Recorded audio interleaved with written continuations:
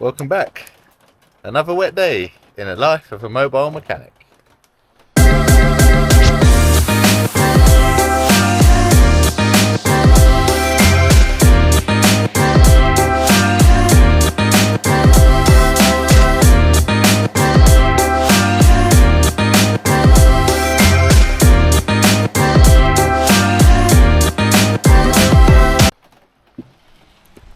But we've got our little setup here,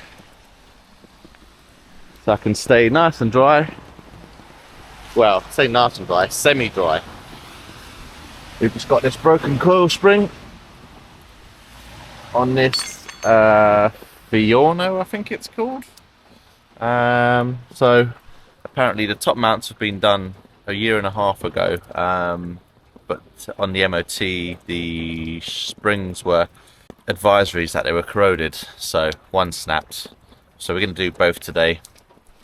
So all you got to do, take this wire out of here, take this wire out of here, take the drop link out, take the brake line out, these two nuts removed, bolts come that way, and then open the bonnet and we go from underneath, and then it should all come out. Right, I'm taking a break from this because this is just stupid. I don't know if you can see out there. But I'm not working in that no matter how much cover I've got. Potentially if I put the canopy up, but there just isn't space on this road to put the canopy up. So customers bought me a nice cup of tea with some cats on it. So I'm going to sit here and enjoy this for a little bit. I've purposely not booked too much work in today because I knew it was going to be absolutely howling down. I just hope for not too long, otherwise I'm just going to have to crack on or rebook. I think he'll be okay if I rebook, considering this weather. Anyway, we'll see how it goes. Cheers. Don't you just love this country? It's eased up now. Not even raining. Anyway, whilst it was raining, I just sort of cracked on with it. Come back out here. So the new spring's on, new top mount is on. You can see that new rubber.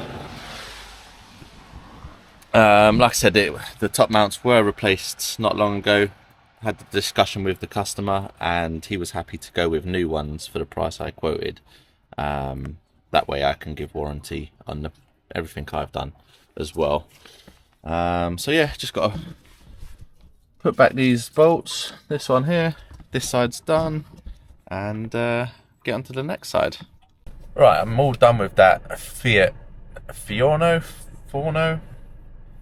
Yeah, I just cracked on because it was chucking it down on and off.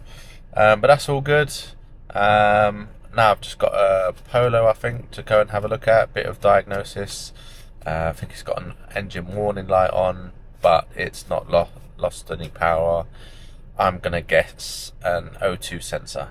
And that's pretty much it gonna be for the day. So I might include tomorrow's work in this video, or I might go up the unit after this. So either way, you'll have something to watch still.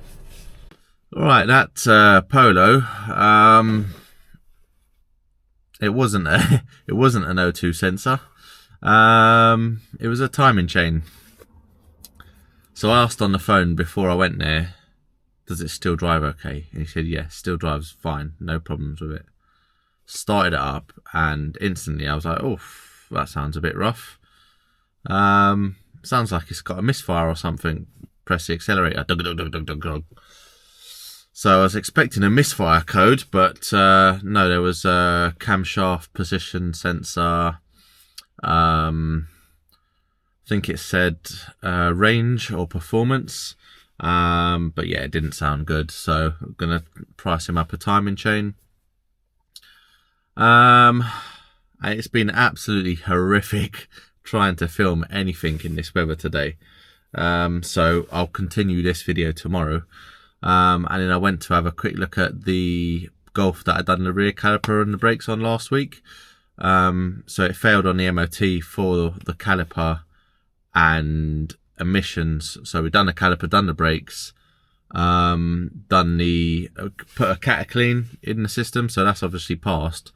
But this time on the free retest, they've then failed the near side indicator. I didn't think they was meant to test that again, to be honest. It was when they do a retest, I think, as far as I'm aware, they only retest what's failed. So in the space of a couple of days, now all of a sudden this indicator isn't working. But the indicator, it's a whole complete unit rather than just a bulb. So yeah, his free MOT test runs out today.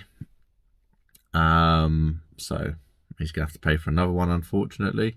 Yeah, and I've just come home early because I've got no more work booked in. I could have pulled stuff forward if it was a nicer day, but yeah, it's just horrible.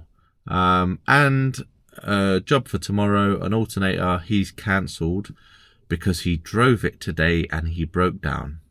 So your alternator's not working, but you drive it, and you drive it far. So he's not got cover to get it recovered back home, so he can only get recovered to a local garage. So that job's cancelled tomorrow. But anyway, we'll see you tomorrow. Welcome back, guys. It's now Friday, a new day. The sun's out, and we're here with this Mini Cooper. So on the MOT list, it showed some of the brake lines were corroded. So I'll just show you up there. One minute. There's a bit of corrosion there, but not really much. Same with the other side. And it also mentioned about the shocks and the springs corroded. They have been leaking by the looks of it. Just a little bit down here. And some of the bushes, we're going to check them out as well. Little bit of play. Honestly, not bad at all. I think all that'll be alright for now. No need to go changing any of it just yet. That's why it's an advisory. Just to keep an eye on it. What the hell? Wasn't even meant to be raining today and it's chucking it down. Right, so we are at this VW transporter. An apparent DPF issue. You start it up and there's quite a strong smell of either fuel or fumes, exhaust fumes, and it's got the warning light on the dash there as well. So we've been sent this topped on RT Diag Pro. So that's just running a health check now.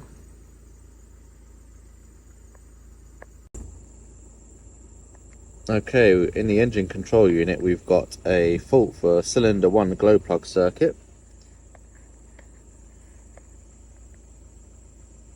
Tyre pressures.